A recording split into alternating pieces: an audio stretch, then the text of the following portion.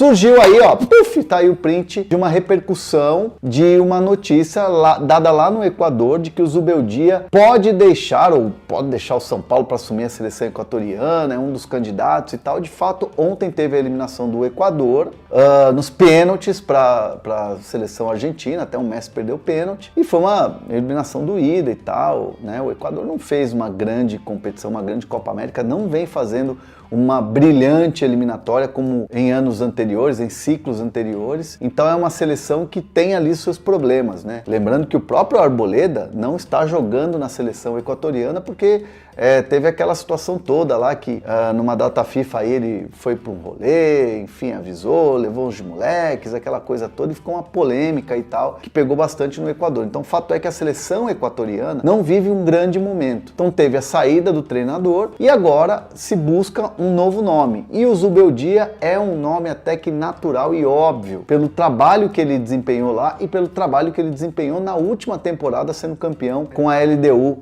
na Copa Sul-Americana, inclusive em cima do nosso Fortaleza aqui, o brasileiro, a equipe brasileira do Juan Pablo Vojvoda, o Fortaleza. A questão toda é que assim, a notícia foi dada lá e eu fui buscar essas informações com pessoas de mercado, né, nessa tempo aí que a gente tá apurando notícia e tal. A gente acaba fazendo amizades ali e contatos com pessoas de mercado do Equador. E eu falei com duas fontes do Equador que não acreditam que o Zubeldia, até pelo perfil dele, assumiria assim um trabalho no meio, né? No meio do ciclo de uma Copa, ainda mais um time que não vive o seu melhor momento, né?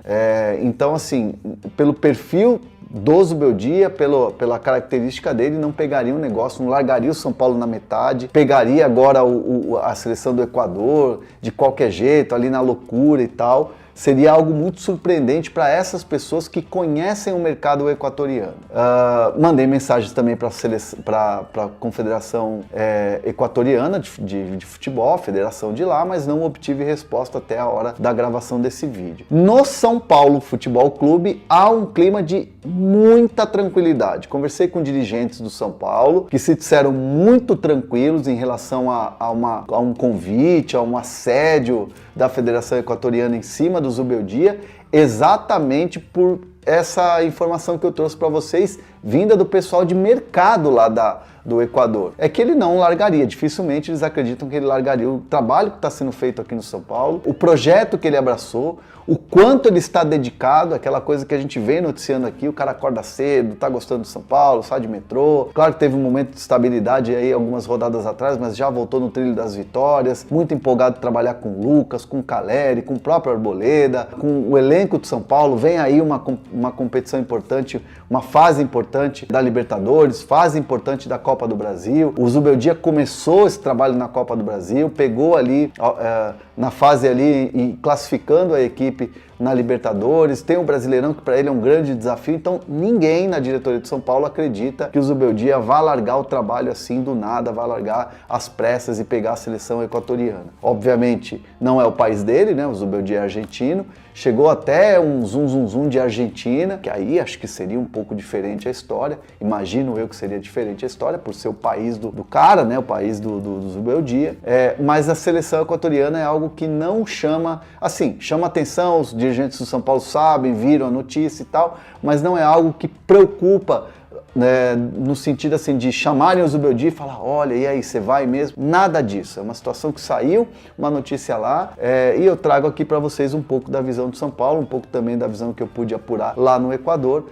Me parece ser uma situação que vai ser mais tranquila de ser controlada e que o Zubeldia não vai largar o São Paulo assim, do nada, às pressas para assumir a seleção equatoriana, mesmo ele tendo ali moral, mesmo ele tendo uma história ali no futebol do país, beleza? Dá para empatar, só que quando você pega para avaliar os jogos de cada um, aí vou usar a frase do Breler aqui, friamente, não, só racionalmente, fazendo uma análise de jogo e de tipo de enfrentamento, o Flamengo tem a chance de abrir ainda mais a sua vantagem, né? Tem. Porque Palmeiras e Bahia é um jogo complicado, Botafogo e Galo é um jogo complicado, São Paulo e Bragantino é um confronto ali direto, um com 24, outro com 22 pontos. Já o Flamengo recebe o Cuiabá no Maracanã. Você acha que é realmente, olhando racionalmente, friamente, a chance do Flamengo abrir ainda mais a vantagem na liderança? É uma boa oportunidade, Dani, porque o Cuiabá até joga bem fora de casa, mas o Flamengo é superior, inegavelmente, tá numa sequência boa, confiante. E o São Paulo pega o Bragantino, que é um time difícil de enfrentar, um time que tem muita saída de contra-ataque. O Palmeiras, o Bahia, e o torcedor do Flamengo vai lembrar do Bahia como o time que impôs 70% de posse de bola no Maracanã, jogando com personalidade. O Botafogo, por mais que o momento do Galo não seja dos melhores, um time que em casa tem sofrido bastante, é o Galo. Paulinho, Hulk, jogadores que podem decidir na base do individual. Mas... Paulinho, do mesmo jeito que ele não vem bem, ele pode ter uma noite de acabar com o jogo, né? Então, mas até pela qualidade que o Galo continua tendo. O time ainda não está muito bem resolvido pelo Milito, depois daquela sequência de invencibilidade caiu de produção, os desfalques de Copa América por lesão, mas ainda assim eu vejo o Flamengo não só com um adversário mais viável, mas com os concorrentes diretos tendo pedreiras, adversários mais complicados pela frente. O Flamengo tem uma oportunidade boa de abrir uma pequena gordura na liderança. Porque o Flamengo é o único que vai pegar um adversário, digamos assim, em casa factível. Porque o São adversário Paulo... que não tá... o Galo também não está brigando em cima. O Bragantino é taco a taco com o São Paulo. 2 pontos, inclusive, na tabela de diferença. É taco a taco. O Palmeiras pega o Bahia. Taco a taco. Taco a taco, meu senhor. Tem razão. Taco Mas aí eu vou taco. fazer uma pergunta, tá? A maneira de jogar do Bahia também não pode ajudar o jogo do Palmeiras, porque o Palmeiras não se incomoda se o adversário for lá e quiser ficar com a bola, tocando a bola, porque daqui a pouco vem, rouba uma bola, aproveita a velocidade e resolve o jogo. Não, eu entendo dessa forma também. Que o Palmeiras tem várias formas de jogar. Sim. Tem um jogo reativo, tem um jogo de ficar com a bola e fazer a bola girar entre os meias para chegar nos pontas. Tem o jogo mais agressivo do meio para frente, aí vai precisar do Rafael Veiga, para fazer a bola chegar com velocidade no Rony, para fazer a bola chegar com velocidade no Estevão, né? Sim. Não sei quem vai jogar aberto pelo lado esquerdo. Mas não de repente, se compara o enfrentamento de Flamengo e Cuiabá. E o Bahia tem um baita time. Né? O Everton Ribeiro acha jogador dentro da grande área que nenhum outro jogador acha. Ele acha, né? Jogador dentro da grande área para fazer o gol. E Botafogo e Atlético Mineiro, o Atlético Mineiro tomou 2 goleadas contra Palmeiras e contra o Flamengo. São 2 times que estão na ponta do campeonato. O Atlético precisa dar uma resposta para a torcida. Não adianta só o jogador da entrevista dizer precisamos nos recuperar. A palavra é bonita, mas é melhor traduzir as palavras dentro de campo. Sim. E é isso que o Atlético precisa fazer. A tradução das palavras em bom futebol. Né? E botar o time para jogar, tem um time que tem a organização, porque às vezes parece que o Atlético Mineiro joga na base do barata voa. Mas com muitos desfalques também, né? Só para fazer Não, tem desfalques. Mas espera aí, o Flamengo teve 9. O Palmeiras jogou ontem tinha 9 desfalques. Gente, todo mundo tem desfalque. Todo mundo tem desfalque. E o Atlético tem um belíssimo elenco. Tem um belíssimo elenco. Então, eu acho que o jogo mais, assim, factível é realmente o do Flamengo. Mas já ganhou o jogo? Não. Não ganhou o jogo. É melhor... Agora, se jogar do jeito que jogou no meio de semana, aí, gente, aí é um show de bola, porque o time dá show. O time dá show. Vamos ver o que acontece, né? O jogo do São Paulo, para mim, contra o Bragantino, é bem parecido. A gente falou a mesma coisa antes do São Paulo enfrentar o Bahia, que ia ser um jogo complicado para o São Paulo no Morumbi. O Bahia vinha de ganhar de 2-1... Do Vasco. Do Fluminense? Tinha ganhado do Vasco, na Fonte Nova. Do Vasco, isso mesmo. Então o Bahia vinha de ganhar do Vasco, assim como o Red Bull Bragantino vem de ganhar de 3-1 do Atlético Goianiense. Então, assim, é um jogo parecido e o São Paulo conseguiu resolver bem o jogo. Jogo difícil, tudo, mas o São Paulo conseguiu resolver bem. O jogo contra o Atlético Paranaense para o São Paulo era muito mais difícil ainda lá na Arena. No sintético, num campo diferente, contra um time chato que vem num momento assim mais delicado. Concordo que o jogo, para mim, o que assim pode ter um resultado, eu diria até um 70-30. O jogo do Flamengo contra o Cuiabá, né? E o Palmeiras, para mim mesmo, esse Bahia com esse momento bom, eu acho que o Palmeiras ganha esse jogo também. Então, assim, eu acho que a tabela vai ficar meio parecida, Dani. O Flamengo Do continua jeito que tá? com 3 pontos na frente, mas ninguém não vai conseguir abrir muito mais do que isso. Eu acho que não vai haver um É uma tropeço análise assim interessante muito... também.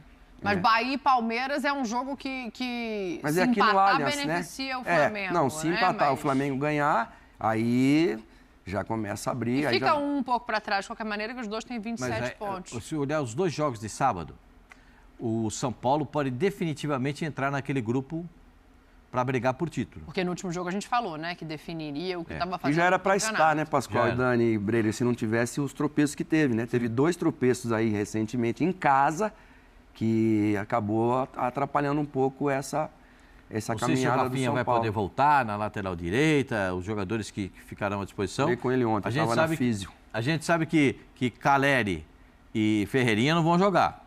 E que o treinador, de novo, não vai ficar no banco de reservas. É desfalque sentido. O André Sim. pode jogar de centroavante? Pode. Pode o Nestor jogar pela esquerda? Pode. Mas muda muito o sentido de organização, porque o Ferreirinha é um jogador agudo. O Nestor é um jogador de trazer a bola para dentro. É outra característica de jogo. O André, eu gosto mais saindo da ponta para dentro, não de centroavante, que ele tem muita dificuldade de jogar de centroavante. Mas ele joga de atacante, ou do lado esquerdo para dentro, ou do lado direito, pegar a bola e caminhar para dentro da área, eu gosto mais do que o André de centroavante. E a lembrança não é boa, né? Hã? A lembrança do André lá junto com o Caleri não é boa, porque Não. foi contra o Vasco a última, né? Foi contra o Vasco. E assim, o São Paulo pode entrar na briga pelo título do Campeonato Brasileiro nessa rodada. Pode. Depende dele. O Flamengo pode se distanciar ainda mais no Campeonato Brasileiro para comprovar que a fase da Copa América, que era temida, se transformou em uma fase de Copa América que seja bem-vinda. Porque o time encontrou soluções, o Tite arrumou o time, o Tite encontrou aquilo que ele esperava dos jogadores, teve o retorno dentro de campo e é realmente uma briga muito grande. O Flamengo, porque o jogo de sábado vai De La Cruz condicionar a voltar rodada pro do banco domingo. Agora. Os 2 jogos Deve de ter sábado... mudança no Flamengo, hein? De La Cruz vai voltar pro banco agora. Chance nenhuma. Nossa! Jesus! dá Ele me até um deu um negócio. susto agora.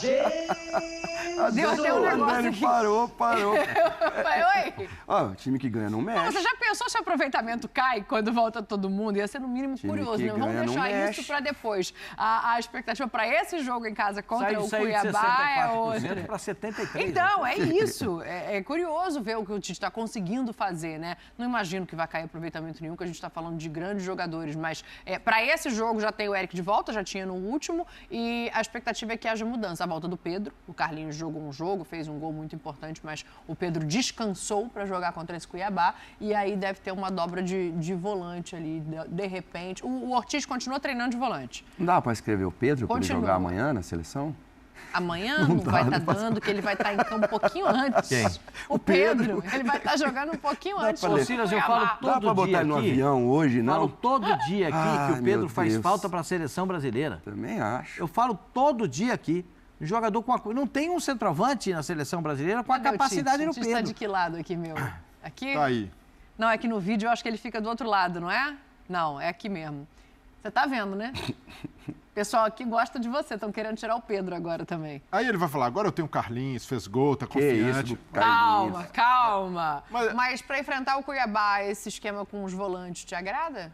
O Léo Ortiz é uma grata surpresa. Funcionou muito bem, deu conta do recado, jogando improvisado por ali. Mas o Eric Pulgar é um jogador da posição, o Alan tem até um pouco de liberdade de sair mais. O Pulgar chegou dentro da área, sofreu um pênalti que não foi marcado contra o Atlético. Sim. Então ele ganha. 2, né, não marcados. Ele ganha 2 volantes com capacidade de se revezarem na chegada ao ataque. O Léo Ortiz ficava um pouco mais preso, mas é um Flamengo que vai aos poucos criando uma casca. Desses concorrentes ao título hoje, Dani, o futebol mais vistoso, que mais me agrada, é o do Bahia. Toques A mim também. Toques curtos, um time envolvente, que tenta sempre jogar com a bola, tem variação para sair em velocidade. O time mais competitivo ainda é o Palmeiras. O Mais consistente, né? o atual Também bicampeão, é um time que, independentemente das circunstâncias, busca resultado. O Flamengo do Tite está caminhando para ficar no meio termo, de competitivo, e quando chegarem todos os jogadores de volta, é um time que tem capacidade de jogar ainda mais. O teto, o sarrafo é mais alto. Mas até aqui, o que o Tite vai construindo de identidade de time não é para ser um time com a posse de bola do Bahia e também não Mas é... não é nesse momento com os desfalques, né? Porque eu imagino que quando Não, voltar De La Cruz, Arrascaeta, Vinha, o Pulgar já voltou. Mas desde antes, Dani, Cebolinha, a gente... né, que tá Cebolinha machucado. machucado. Mas mesmo com todo mundo à disposição, a gente não via o Flamengo com aquela obsessão de antes pela posse de bola. Até da época em que o Rogério Ceni trabalhou no Flamengo. O Flamengo do Tite não faz essa questão. O Flamengo até reage melhor dependendo do cenário, mesmo com a Arrascaeta, De La Cruz, quando tem espaço para atacar. Então, nesse aspecto, eu vejo o Flamengo se moldando entre um time mais cascudo, mais copeiro e, ao mesmo tempo, com muita qualidade individual à disposição. Ô, Pascoal,